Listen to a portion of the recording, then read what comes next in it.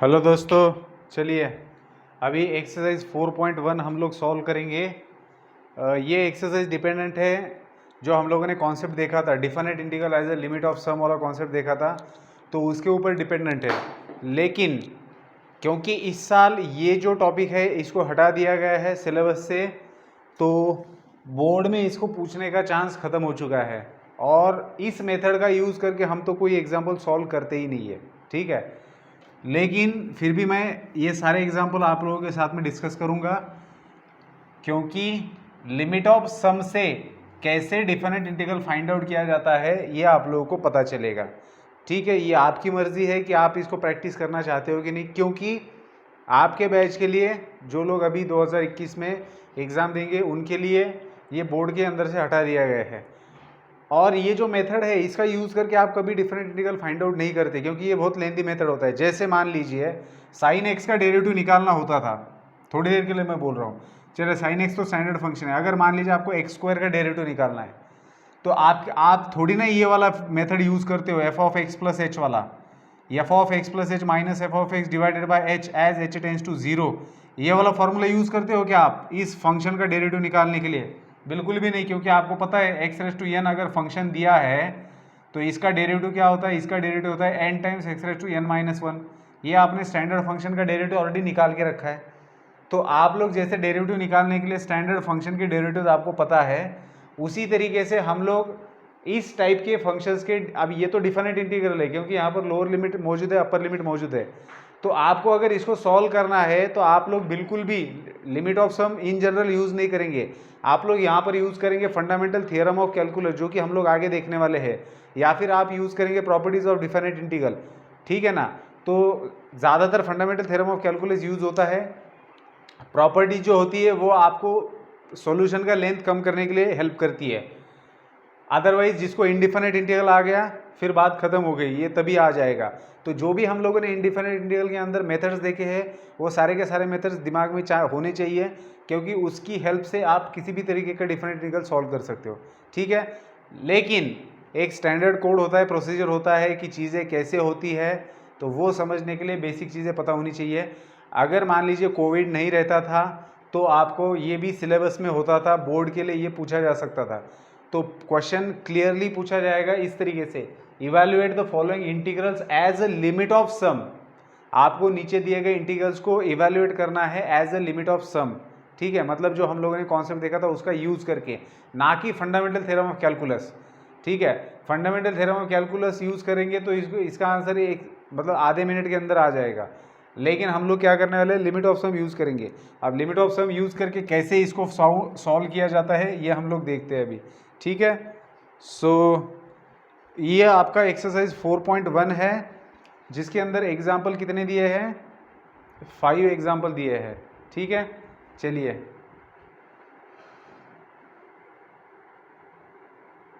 ठीक है। So first वाला एग्जाम्पल, ये फाइंड आउट करना है क्या,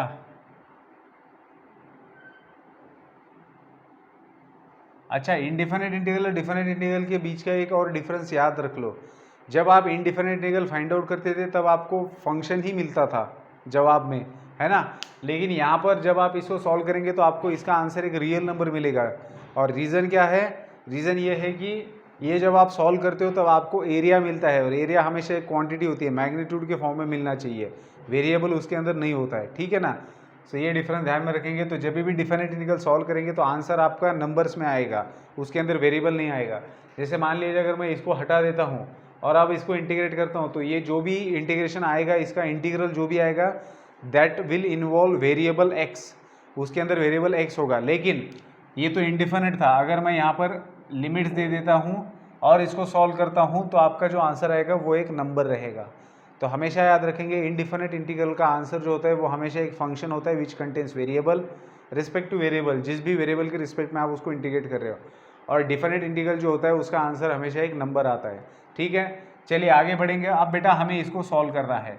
अब हमारा फॉर्मूला क्या कहता है, लिमिट ऑफ सम से डिफिनिट इंटीग्रल को सॉल्व करने का फॉर्मूला क्या कहता है, तो हम लोग लिमिट निकालते हैं समेशन का, और समेशन किसका होता है, एरिया ऑफ रेक्टेंगल का, लेंथ इंटू ब्रेथ का, that is h into f of A plus are H. तो सबसे पहले हमें क्या करना होता है बेटा, फंक्शन क्या दिया है, F of x is equal to 3x minus 4, ये आपका फंक्शन है। ठीक है, हम लोग जो इन जनरल हम लोगों ने जो नोटेशंस यूज़ किए थे उसी का यहाँ पर यूज़ करेंगे। लोअर लिमिट क्या है आपका, लोअर लिमिट है a इज इक्वल टू 1 और अपर लिमिट को डिनोट करते हैं b से, दैट इज इक्वल टू 3। अब आपको क्या करना है, आपको विड्थ फाइंड आउट करनी होती थी, आप लोग n इक्वल इंटरवल्स बनाते थे ना। So h is equal to b minus a by n। ये b माइनस a क्या था आपका, मान लीजिए ये कर्व था, तो ये कर्व का a पॉइंट और b पॉइंट, सो ये x एक्सिस के ऊपर के पॉइंट से, तो ये a रहता था, ये b रहता था, तो ये जो डिफरेंस है that is b minus a, और इसके आप n इक्वल पार्ट्स कर रहे हो, और ये क्वांटिटी क्या होती है, h होती है, आपकी विड्थ होती है, मतलब जो भी इक्वल पार्ट कर रहे हो तो उस रेक्टेंगल का ये विड्थ होता है h। तो हर एक एग्जाम्पल में आपको यही प्रोसेस फॉलो करना है। सबसे पहले दिया हुआ फंक्शन लिखना है, फिर आप लोग लोअर लिमिट लिखेंगे, फिर अपर लिमिट लिखेंगे, उसके बाद में आपको विड्थ फाइंड आउट करना है, दैट इज h का वैल्यू। तो h का वैल्यू कैसे आता है, upper limit minus lower limit divided by n। यह हर एग्जाम्पल में ये प्रोसेस कॉमन रहेगा, बस लिमिट्स चेंज होते हुए दिखाई देंगे आपको और फंक्शन चेंज होगा, लेकिन ये प्रोसेस सेम रहेगा। फंक्शन लिखना है, लोअर लिमिट लिखना है, अपर लिमिट लिखना है, और फिर h निकालना है। सो h क्या है, b minus a by n। So b का वैल्यू क्या है बेटा 3, माइनस a का वैल्यू क्या है 1 डिवाइडेड बाय n। सो 3 माइनस 1 मतलब 2 बाय n। सो आपको बेसिकली क्या मिला, h का वैल्यू मिला 2 बाय n, लेकिन इससे एक और चीज़ आपको मिलती है, this also implies h into n। h into n का वैल्यू, या फिर हम लोग कह सकते हैं n into h, n h, n into h का वैल्यू आता है 2। ठीक है बेटा। सो अब इन सब का यूज़ करके हम लोग इसका वैल्यू निकालेंगे। सो ये कैसे आता है, वी नो दैट, हमें क्या पता है, a to b f of x D x अगर होता है तो इसका इंटीग्रल हम लोग कैसे लिखते हैं, limit of sum of h into f of a plus are h, r run from 1 to n and n tends to infinity. ये हम लोग करते हैं ना, ये जनरल फार्मूला होता है। तो अभी यहाँ पर क्या है, 1 2 3 है, 1 2 3, फंक्शन क्या दे रखा है, 3x minus 4 into D x, ये आपका फंक्शन है। ठीक है, तो आप लोग क्या करेंगे, लिमिट ऑफ ये सम एज इट इज़, ये फॉर्मूला एज इट इज़ आएगा। हाँ, एक और चीज़, अभी आपके पास h का वैल्यू ऑलरेडी है 2 बाई n, आप लोगों ने फाइंड आउट किया, यहाँ पर आपको h का वैल्यू लगेगा। अब आपको F of a plus R H भी फाइंड आउट करना होता है। तो ये जब आप लोग गिवन लिखते हो तभी आपको F of a plus R H भी फाइंड आउट कर लेना है। ठीक है, सो एफ ऑफ x आपका ये है, a का वैल्यू 1 है।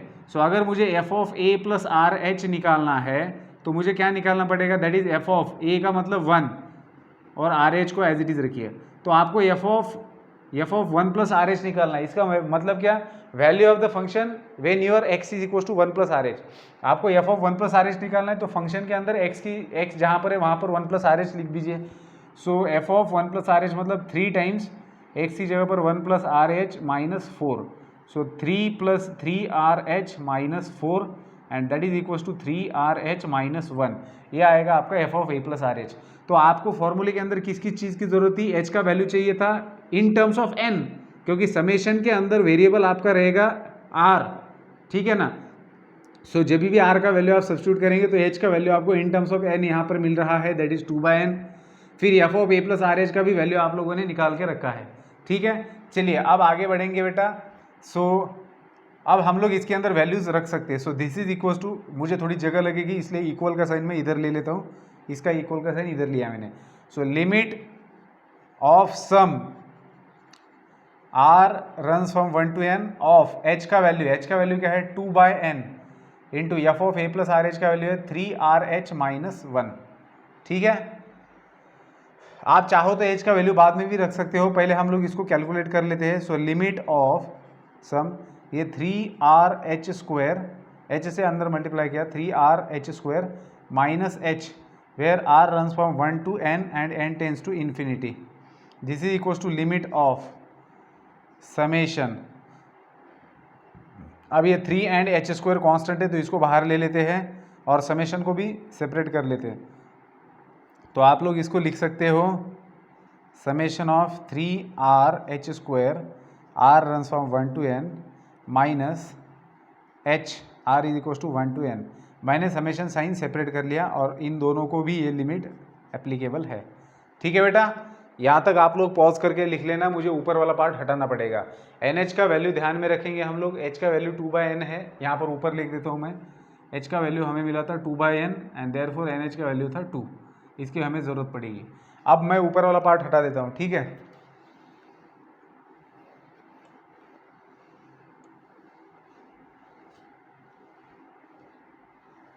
चलिए अब लिमिट तो पहले ऐसे ही रहेगा, पहले अंदर वाले को सॉल्व कर लेते हैं। सो अंदर क्या है आपके पास, लिमिट बाहर है, ब्रैकेट के अंदर है, पहला सम देखिए। अब क्योंकि वेरिएबल क्या है, आर है, तो बाकी जो है वो कांस्टेंट रहेंगे। हम लोगों ने सीक्वेंस सीरीज में समेशन के एग्जांपल सॉल्व किए हैं। समेशन के अंदर ये यहाँ पर कौन सा वेरिएबल है, आर, तो इसका ही वैल्यू चेंज होने वाला है, तो ये अंदर रहेगा, बाकी सब बाहर आएंगे क्योंकि ये कांस्टेंट है। सो 3h² और समेशन के अंदर आपके पास है r, where r runs from 1 to n, ठीक है, माइनस ये h कांस्टेंट है तो अंदर रहेगा कुछ नहीं मतलब 1, r runs from 1 to n। चलिए अब इसका वैल्यू लिख देते हैं। So limit as it is bracket के अंदर 3h²। अब बेटा इसका वैल्यू क्या होता है, इसका वैल्यू सीक्वेंस सीरीज में हम लोगों ने देखा है n इंटू n प्लस 1/2 होता है।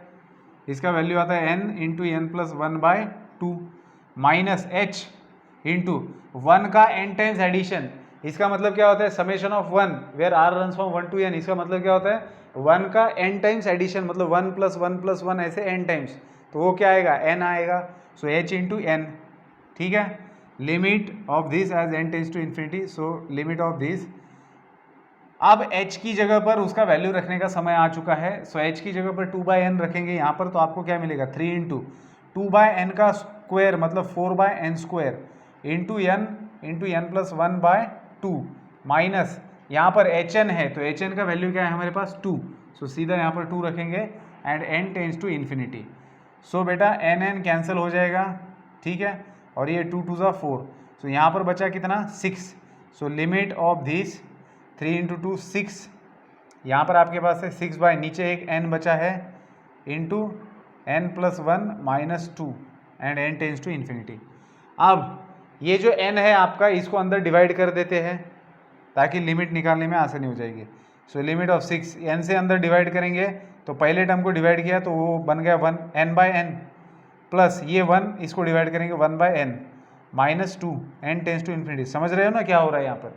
अब अगर लिमिट्स को सॉल्व करेंगे, n की जगह पर इन्फिनिटी रखेंगे तो क्या मिलेगा, ये क्वांटिटी 0 बन जाएगा, 1/∞ 0 बन जाएगा, और आपके पास क्या बचेगा, this is equal to 6 in bracket 1 + 0 - 2 that is 6 - 2 which is equal to 4।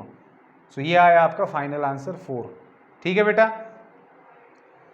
सो इस तरीके से दिया गया integral as a limit of sum का यूज करके सॉल्व किया जाता है। तो जो शुरुआत में मैंने यहाँ पर सॉल्व करके रखा था वो हर एग्जाम्पल के लिए सेम प्रोसेस रहेगा। जैसे इसको सॉल्व करना है तो ये आपका f(x) रहेगा, ये a रहेगा, ये b रहेगा। फिर आप h का वैल्यू कैसे निकालेंगे, b - a/n, तो यहाँ पर h का वैल्यू बन जाएगा 4/n, तो nh बन जाएगा 4। फिर सिमिलर हम लोग f(a + rh) का वैल्यू निकालेंगे जैसे यहाँ पर निकाला था, और फिर ये वाला फॉर्मूला यूज़ करेंगे और उसके अंदर अच्छे तरीके से कैलकुलेशंस करेंगे तो आपको ये वैल्यू आराम से मिल जाएगा। तो मैं बाकी रिमेनिंग एग्जांपल आप लोगों के लिए होमवर्क रख देता हूँ, ठीक है। फर्स्ट मैंने सॉल्व करके दिया था, second, fourth and fifth homework है, थर्ड में सॉल्व करके बताता हूँ आपको, ठीक है। थर्ड क्यों सॉल्व करके बताना है, क्योंकि उसके अंदर एक कैलकुलेशन मुझे आप लोगों को बताना है कि क्या चीज़ ध्यान में रखनी है जब आप पर्टिकुलरली एक्सपोनेंशियल फंक्शन का इंटीग्रल निकालते हो, ठीक है। लिमिट ऑफ सम की मेथड से जब निकालते हो तब एक चीज़ ध्यान में होना ज़रूरी है, तो उसके लिए मैं ये बता रहा हूँ, अदरवाइज बताने की भी ज़रूरत नहीं है। और अगर ट्रिग्नोमेट्रिक फंक्शन आता है तो उसके कैलकुलेशन कैसे करने हैं, तो उसके लिए आप सॉल्व एग्जाम्पल के अंदर एग्जाम्पल देख सकते हो, ठीक है। लेकिन मैं आपको बता दूं, कोई भी कॉम्पिटिटिव एग्जाम में आपको लिमिट ऑफ सम का यूज़ नहीं करना पड़ता, ये सिर्फ बोर्ड के लिए है और कंसेप्ट को समझने के लिए है कि बेसिकली डिफाइनेट इंटीग्रल है क्या, ये एरिया अंडर द कर्व ये कैसे कहलाता है और इसका असल में मतलब क्या होता है, ये समझना है। तो ये कॉन्सेप्ट पता होना ज़रूरी है, अदरवाइज एग्जाम्पल को सॉल्व करने के लिए इस कॉन्सेप्ट का कहीं पर भी यूज़ नहीं होता, इस बात को ध्यान में रखेंगे, ठीक है। हाँ, सिर्फ बोर्ड में होता है, बोर्ड में अगर सिलेबस में होता तो इस साल ज़रूर इसके ऊपर कोई ना कोई एग्जाम्पल पूछा जाता, ठीक है। लेकिन इस वाले 2021 वालों को ये नहीं पूछा जाएगा क्योंकि इसको हटा दिया है सिलेबस में से। लेकिन आसान है, मुझे लगता है जब चीज़ बुक में दी है, हमारे पास टाइम भी है, क्लासेस भी चल रहे हैं, तो हमें करना चाहिए उसको, है ना। चलिए अब थर्ड वाला एग्जांपल देखते हैं। सो थर्ड वाले एग्जांपल में इंटीग्रल है हमारा 0 to 2 है e raise to x D x है। अब बेटा सबसे पहले फंक्शन एफ ऑफ एक्स क्या है, e रेस टू एक्स है, ठीक है। और यहाँ पर हम लोग लिखेंगे a मतलब लोअर लिमिट 0, p मतलब अपर लिमिट 2। अब h का वैल्यू चाहिए तो b minus a by n है। सो b का वैल्यू है 2 minus a 0 by n. So h का वैल्यू आपको मिल गया है 2 by n and that is n h is equal to आपको मिला 2। तो यहाँ तक की कहानी बहुत क्लियर है और ये आपको करना ही है। नेक्स्ट आपको निकालना है F of A plus R H का वैल्यू, तो उसको यहाँ पर लिख देते हैं। So F of A plus are H मतलब एफ ऑफ ए का वैल्यू कितना है बेटा 0 प्लस आर एच मतलब आपको निकालना है एफ ऑफ आर एच का वैल्यू। सो फंक्शन के अंदर ये वैल्यू डाल देते हैं, E raise to x, x की जगह पर आएगा आर एच, तो एफ ऑफ आर एच का वैल्यू आपको मिल गया ई रेस टू आर एच। अब बेटा क्या करना है, अब आपको वैल्यू निकालना है 0 to 2 E raise to x D X का। So this is equal to limit of n tends to infinity summation of h into F of A plus are H मतलब E raise to R H, और यहाँ पर आएगा r runs from 1 to n, ठीक है। अब यहाँ पर क्या करना है आपको ये मैं बताना चाहता हूँ। देखिए लिमिट तो एज इट इज आएगा summation from r is equal to 1 to n as n tends to infinity. तो h तो कांस्टेंट है, h को तो बाहर ले लिया। अब अंदर जो ई रेस टू आर एच है तो r की जगह पर आप वैल्यू रखते जाइए। तो समेशन का अगर मैं साइन हटा देता हूँ, h को बाहर ले लिया और मैं अंदर समेशन का यूज़ कर रहा हूँ, ये वैल्यूज़ रखते जा रहा हूँ, तो मुझे मिलेगा E raise to H plus E raise to 2h plus E raise to 3h, ऐसा कहाँ तक, ऐसा ई रेस टू NH तक, ठीक है। तो यहाँ तक आप लोगों के समझ में आ गया। अब यहाँ इसके बाद का स्टेप आप लोगों को ध्यान में रखना है, ठीक है। कौन सा स्टेप, कि इसमें से ई रेस टू एच को कॉमन कैसे निकाला जाता है। तो जब भी कोई भी एक्सपोनेंशियल रहने दो, चाहे ई रहने दो या फिर इसकी जगह पर कोई और नंबर रहने दो, ए रहने दो, बी रहने दो, 2 रहने दो, 7 रहने दो, कुछ भी, मतलब इसके जगह पर कांस्टेंट कोई भी आ सकता है ई की जगह पर। जैसे ई रेस टू एक्स फंक्शन है तो 2 रेस टू एक्स हो सकता है, 7 रेस टू एक्स हो सकता है, ए रेस टू एक्स हो सकता है। हर इसमें जब आप E raise to H, 2 raise to H, A raise to H को कॉमन निकालेंगे तो ब्रैकेट में आपको बस इतना लिखना है, E raise to H whole raise to N minus 1 divided by E raise to H minus 1। बस इतना स्टेप ध्यान में रखो कि जब भी इसमें से ई रेस टू एच को कॉमन लेंगे तो E raise to H whole raise to N minus 1 divided by E raise to H minus 1, इतना कॉमन, मतलब इतना पीछे रह जाता है, ठीक है। अब इसके बाद में बेटा अब हमें ये लिमिट सॉल्व करना है। तो लिमिट कैसे सॉल्व किया जाता है आपको पता है, एक्सपोनेंशियल फॉर्म वाला limit, a raise to x minus 1 by x वाला लिमिट हम लोग कैसे सॉल्व करते हैं। सो पॉज करके इसको लिख सकते हो, मैं इसको हटा देता हूँ।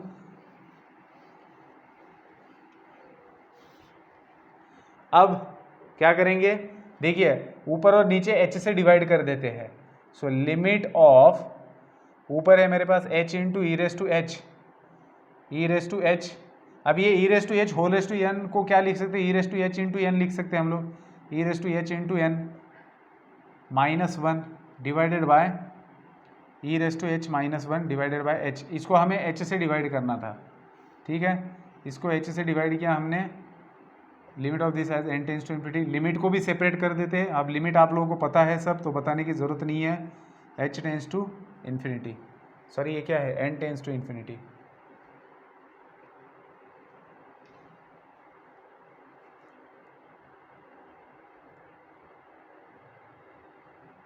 चलिए अब अगर मुझे इस लिमिट को सॉल्व करना है तो ये तो ये h कैंसिल हो जाएगा, ठीक है। अब ऊपर मुझे E raise to n tends to infinity ही रखना है, ठीक है, क्योंकि मैं h को कन्वर्ट करने जा रहा हूँ n के अंदर। तो मैं अगर n के अंदर कन्वर्ट करता हूँ इसको, तो h का वैल्यू क्या है मेरे पास, h का वैल्यू है मेरे पास n/2। क्या आया था, h का वैल्यू n/2 ही आया था ना,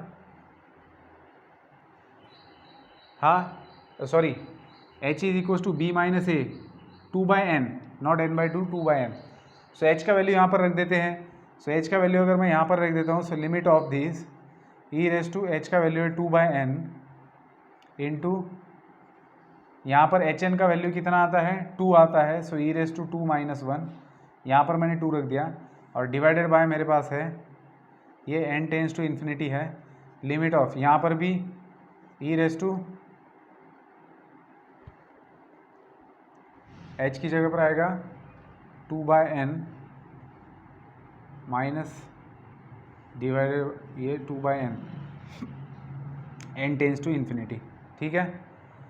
लेकिन अगर मुझे इसको सॉल्व करना है, इस लिमिट को मुझे सॉल्व करना है, तो आपको पता है कि मैं इसको h ही रहने देता हूँ, या फिर इसको ऐसे भी रखेंगे तो भी कोई दिक्कत नहीं है, क्योंकि आपको ज़रूरी क्या होता है, जब आप लोग इस तरीके का लिमिट फाइंड आउट करते हो a⁻x - 1/x, तो x टेंड्स टू 0 होना चाहिए, तभी जाके इसका वैल्यू log a आता है, ये आप लोगों को पता है। तो यहाँ पर क्या है ना, यहाँ पर जो वेरिएबल है आपका 2/n, तो ये 0 की तरफ जाना चाहिए, तो बिल्कुल जाता है। अगर n इन्फिनिटी की तरफ जा रहा है, as n tends to infinity, then 2/n tends to 0। n अगर इन्फिनिटी तरफ जाएगा तो 2/n 0 की तरफ जाएगा, तो ऑब्वियसली आप 2/n अगर यहाँ पर लिख रहे हो तो n टेंस टू इन्फिनिटी की जगह आप रिप्लेस कर सकते हो 2/n टेंस टू 0। इसका मतलब मैं ये वाला फॉर्मूला यूज करके इसका वैल्यू लाऊंगा log e, तो ये बेसिकली log e मतलब 1 वैल्यू आता है। सो डिनोमिनेटर का काम खत्म हो गया। अब न्यूमरेटर में क्या बचा आपके पास, n लिमिट्स फाइंड आउट कर रहे हैं, ये तो कांस्टेंट है। अब n का वैल्यू इन्फिनिटी यहाँ पर रखेंगे तो 2/∞ 0 बन जाएगा। सो e⁻0 का वैल्यू आएगा 1। सो ये 1 इंटू यहाँ पर बचा रहेगा e² - 1, और डिनोमिनेटर में आ रहा है 1। सो फाइनल आंसर आएगा आपका e² - 1। सो इस डिफिनेट इंटीग्रल का वैल्यू आया है e² - 1। ठीक है बेटा। सो इस तरीके से यहाँ पर आपका एक्सरसाइज 4.1 खत्म होता है। देखिए आपको कुछ भी दिमाग नहीं लगाना है, आप बाकी के बच्चे 3 एग्जाम्पल्स इसी मेथड से कीजिए, बहुत आसान है, एक बार करके देखिए, बहुत मज़ा आएगा। ठीक है, तो यहाँ पर एक्सरसाइज 4.1 मैं ख़त्म ऑफिशियली बोल देता हूँ। तो नेक्स्ट वीडियो के अंदर हम लोग मिलेंगे बहुत ही important concept, that is fundamental theorem of calculus, जिसके ऊपर सारे के सारे डिफरेंट निकल के एग्जाम सॉल्यूशंस डिपेंड करते हैं। ठीक है, सो फंडामेंटल थ्योरम ऑफ कैलकुलस देखेंगे हम लोग, और फिर उसके बाद में प्रॉपर्टीज़ ऑफ डिफिनिट इंटीग्रल पढ़ेंगे, सारा का सारा एक ही लेक्चर में लेंगे, और फिर उसके बाद में नेक्स्ट एक्सरसाइज ले लेंगे और फिर टॉपिक ख़त्म कर देते हैं। इतना ही टॉपिक है। तो इनडिफिनिट इंटीग्रल अच्छे से कीजिए तो डिफिनिट इंटीग्रल अच्छे से आ जाएगा। फिर उसके बाद में आता है एप्लीकेशन। तो ये रुकते यहाँ पर, मिलते हैं नेक्स्ट वीडियो के अंदर with the fundamental theorem of calculus. Good bye.